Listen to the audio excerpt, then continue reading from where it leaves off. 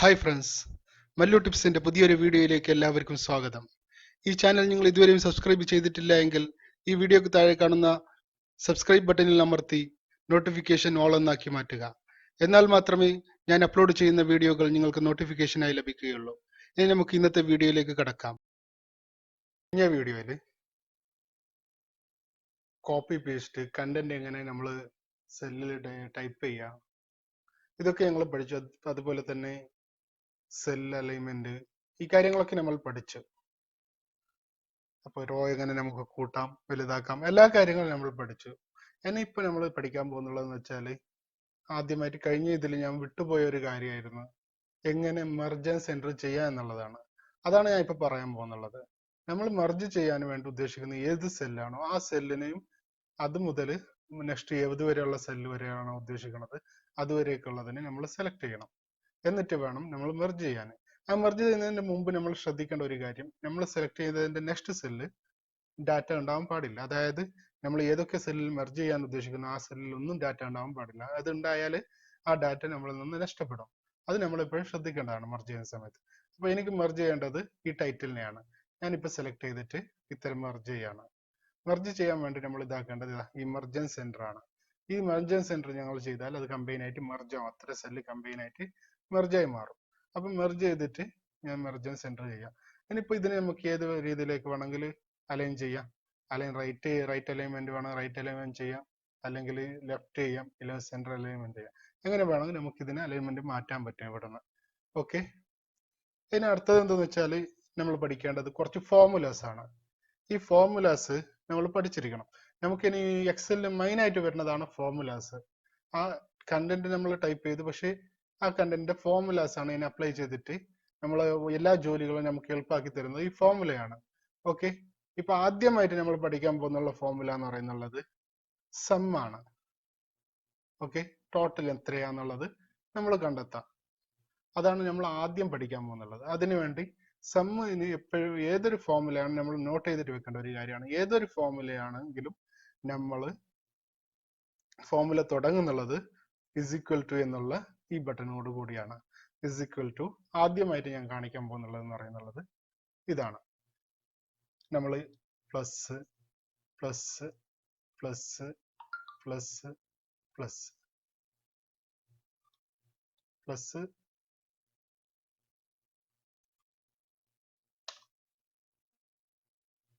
Total 37 ആണ്. അന്ന് sale, അന്നത്തെ ഐറ്റം സെയിൽ 37 ഐറ്റം ആണ് നമ്മളിൽ നിന്ന് സെയിൽ ആയിട്ട് പോയിട്ടുള്ളത്. ഈ ഫോർമുല നമ്മൾ ഇങ്ങനെ ചെയ്യുമ്പോൾ ഓരോന്നും ഇങ്ങനെ പ്ലസ് ചെയ്യുന്നത് ഭയങ്കര ബുദ്ധിമുട്ടാണ്. അപ്പൊ അതിന് നമുക്ക് ഈസി മെത്തേഡ് ഉണ്ട്. അതെന്താണ്? Is equal to sum bracket open ചെയ്യുക, എന്നിട്ട് സട്ടർഡേ വരെയുള്ളത് അതായത് ഏത് സെല്ലിൽ നിന്ന് ഏത് സെല്ല് വരെയുള്ള സമ്മാണ് നമുക്ക് വേണ്ടത് അത് നമ്മൾ സെലക്ട് ചെയ്യുക, എന്നിട്ട് ബ്രാക്കറ്റ് ക്ലോസ് ചെയ്യുക, എൻ്റർ ചെയ്യുക. അപ്പോൾ ഇവിടെ ഫോർമുല അപ്ലൈ ആയി. ഫോർമുല അതായത് ഇവിടെ കാണാൻ പറ്റും നമ്മുടെ ഫോർമുല ബാറിൽ ഈസ് ഈക്വൽ ടു സം ഏത് മുതൽ ഏത് വരെ, അതായത് കോളം നമ്പർ C3 മുതൽ H3 വരെയുള്ള ഇത് ടോട്ടലാണ് ഇത് എന്നുള്ളത്. ഇനി നമ്മൾ സബ്സ്ട്രാക്ഷൻ ചെയ്യാൻ പറ്റും. ഇവിടെ ഒരു ഡബിൾ ക്ലിക്ക് ചെയ്താൽ സബ്സ്ട്രാക്ഷൻ ആയി എല്ലാം താഴോട്ട് വന്നു. ഓക്കെ, ഇതാണ് നമ്മുടെ സം. ഇനി അടുത്തതായി നമ്മൾ ഓട്ടോ സം എങ്ങനെ ഫംഗ്ഷൻ ചെയ്യാന്നുള്ളതാണ് നമ്മൾ നോക്കേണ്ടത്.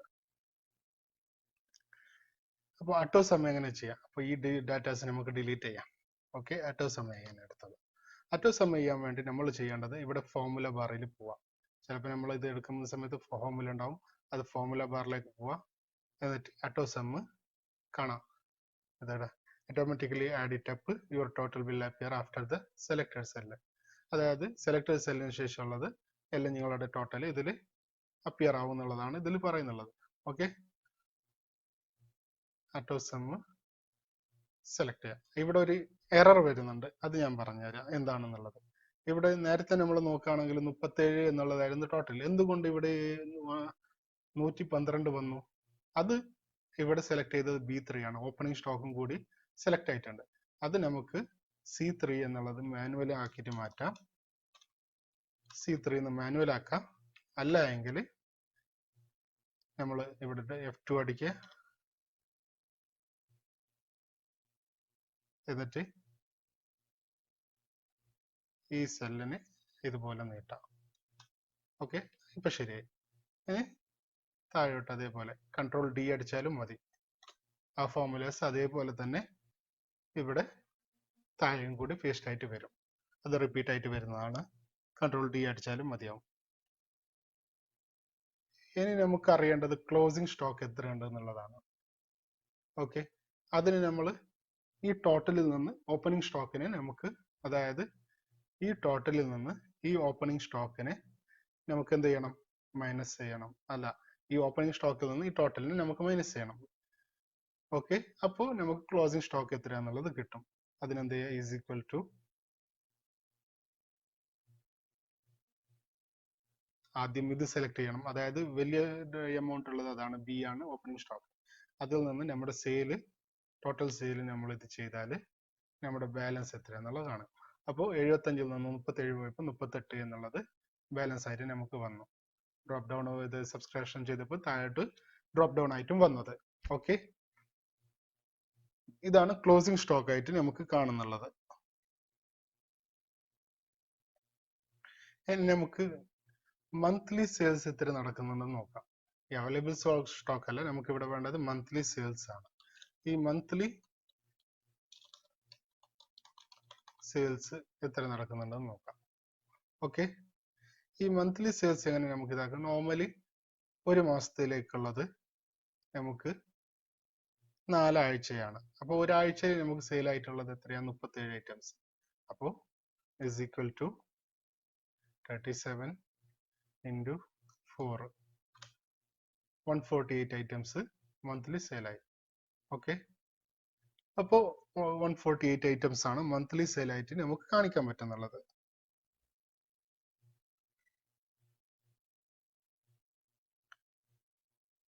ഇനി നമുക്ക് ആവറേജ് ഡെയിലി സെയിൽ എത്രയാണെന്നുള്ളത് നമുക്ക് ഈ ടോട്ടല്, നോർമലി എന്തിലാണെങ്കിലും നമ്മൾ ടോട്ടല് കണ്ടെത്തി, അതേപോലെ തന്നെ ആദ്യമുള്ളതിൽ നിന്ന് നമുക്ക് കുറച്ച് പോയി. നമ്മളൊക്കെ ഫോർ എക്സാമ്പിൾ നമ്മുടെ കയ്യിൽ ഒരു 1000 രൂപ ഉണ്ടെന്ന് വെച്ചാൽ, അപ്പോൾ ഒരാഴ്ച നമുക്ക് ചിലവായി. ചിലപ്പോൾ ഒരു ദിവസം 100 രൂപ ചിലവായിട്ടുണ്ടാവും, ചില ദിവസം 50 ചിലവായിട്ടുണ്ട്. എക്സാമ്പിൾ ആണ്. അപ്പോൾ നമുക്ക് ആവറേജ് ഒരു ദിവസത്തിൽ എത്ര ചിലവ് വരുന്നുണ്ടെന്ന് പറയുന്നത് നമ്മൾ കണ്ടെത്തണം. അതിനു വേണ്ടി നമ്മൾ എന്ത് ചെയ്യുക? ആവറേജ് സെയിൽസ്, ഇത് ഒരു സെയിൽസ് ഇതുള്ളത് കൊണ്ട് ആവറേജ് സെയിൽസ് ആണ്. ഇവിടെ മന്ത്ലി എന്നുള്ളതിന്റെ സ്പെൽ മിസ്റ്റേക്ക് വന്നിട്ടുണ്ട്. Monthly. Okay, monthly sales average sales ആണ് ഇനി നമ്മൾ കണ്ടെത്തേണ്ടത്. ഈ അവറേജ് സെയിൽസ് എങ്ങനെ കണ്ടെത്താം? അതിനുള്ള ഫോർമുലയാണ് ഈസ് ഈക്വൽ ടു ആവറേജ്. എന്നിട്ട് നമുക്ക് മൺഡേ മുതൽ സാറ്റർഡേ വരെ ഉള്ളത് സെലക്ട് ചെയ്യണം. എന്നിട്ട് എൻ്റർ ചെയ്താൽ മതി, ഇല്ലെങ്കിൽ ബ്രാക്കറ്റ് ക്ലോസ് ചെയ്യാം. Bracket close or enter, whatever, രണ്ടിലേതും ഒന്ന് ചെയ്താൽ മതി. അപ്പോൾ മന്ത് ഡെയിലി അവറേജ് സെയിൽ 6.16 എന്നുള്ളതാണ്. ഓക്കെ, ഇവിടെ ഡാറ്റ ഇല്ലാത്തതുകൊണ്ടാണ് ഡിവിഷൻ 0 വന്നിട്ടുള്ളത്. ഇതാണ് നമ്മുടെ ഡെയിലി ആവറേജ് സെയിലായിട്ട് കാണിക്കുന്നുള്ളത്. അതായത് നമ്മളിന്ന് ഒരു 1000 രൂപയിൽ നിന്ന് നമുക്ക് ഓരോ ദിവസങ്ങളിൽ പോയതിനനുസരിച്ചിട്ടുള്ള ഒരു ആവറേജ് ആയിട്ടുള്ള എമൗണ്ട് ഇതുപോലെ കാണിച്ചിട്ട് നമുക്ക്, അതാണ് ഈസിലി എനിക്ക് പറയാൻ പറ്റുന്ന ഒരു ഇത്.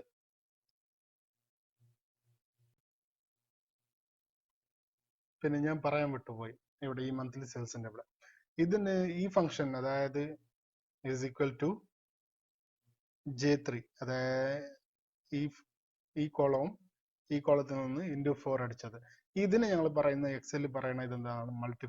മൾട്ടിഫിക്കേഷൻ ഫോർമുല എന്നാണ് ഇതിനെ പറയുന്നുള്ളത്. ഈ ഫോർമുലയുടെ പേര് ഞാൻ പറയാൻ വിട്ടുപോയതായിരുന്നു, അതാണ് ഞാൻ ഇപ്പോൾ ഓർമ്മിപ്പിച്ചത്. ഇത് മൾട്ടിഫിക്കേഷൻ ഫോർമുലയാണിത്. അപ്പോൾ നമ്മൾ ഇന്ന് അവറേജ് സെയിൽ ഫോർമുല പഠിച്ചു. ഇനി എങ്ങനെയാന്ന് വെച്ചാൽ ഈ ഫോർമുല ഞാൻ നേരത്തെ പറഞ്ഞിരുന്നു, നമുക്ക് ഫോർമുല അല്ലാതെ നമുക്ക് ഈസിയസ്റ്റ് മെത്തേഡിൽ ഫോർമുല അപ്ലൈ ചെയ്യാനും പറ്റും എന്നുള്ളത്. ഏതുപോലെ സമ്മിൽ നമ്മൾ ചെയ്തതുപോലെ തന്നെ അവറേജ് നമുക്ക് ചെയ്യാൻ പറ്റും. അതിന് ഇവിടെ പോവാ, ഓട്ടോ സമ്മിന്റെ ഇവിടെ കാണാൻ പറ്റും, ഇത് അവറേജസ് എന്നുള്ളത് കാണാൻ പറ്റും. ഇവിടെ ക്ലിക്ക് ചെയ്താൽ അവറേജ് വരും. പക്ഷെ ഈ അവറേജ് വരുന്ന സമയത്ത് നമുക്ക് ഇവിടെയുള്ള പ്രശ്നം എന്ന് വെച്ചാൽ ഈ നമ്മൾ ഓട്ടോ സമ്മിന്റെ ഇതിൽ പോവുകയാണെങ്കിൽ ഓട്ടോ അവറേജ് ചെയ്യുകയാണെങ്കിൽ ഈ കോളം എല്ലാം നമുക്ക് സെലക്ട് ആയിട്ട് വരും. അതിന് നമുക്ക് ആദ്യം തന്നെ നമുക്ക് ഇവിടുന്ന് തന്നെ ഇത് ചെയ്യാം. വേണമെന്നുണ്ടെങ്കിൽ ഒന്നെങ്കിൽ എൻ്റർ ചെയ്തതിന് ശേഷം നമുക്ക് മാനുവലി നേരത്തെ ഞാൻ പറഞ്ഞ പോലെ ചെയ്യാം. ഇല്ല എങ്കിൽ നമുക്ക് ഏത് മുതൽ കോളം C3 മുതൽ ഏതുവരെ H3 വരെയുള്ളത് ആണ് നമുക്ക് അവറേജ് വേണ്ടത്. ഓക്കെ, അതായത് വീണ്ടും ഇതായി. അപ്പോൾ ഇന്നത്തെ ഇതില് അവറേജ് സെയില് നമ്മൾ പഠിച്ചു. അവറേജ് കണ്ടെത്തുന്ന എങ്ങനെയെന്ന് പഠിച്ചു, സമ്മ് കണ്ടെത്തുന്ന എങ്ങനെയെന്ന് പഠിച്ചു, എങ്ങനെ മൈനസ് ആക്കുക എന്നുള്ളത് പഠിച്ചു. അതുപോലെ തന്നെ നമ്മൾ ഏത് രീതിയിൽ അവറേജ് കണ്ടെത്താം, മൾട്ടിപ്ലിക്കേഷൻ എങ്ങനെ ചെയ്യാം, പിന്നെ മെർജ് ആൻഡ് സെൻഡർ എങ്ങനെ ചെയ്യാം, ഈ കാര്യങ്ങളൊക്കെ ഞങ്ങൾ ഇന്ന് പഠിച്ചു.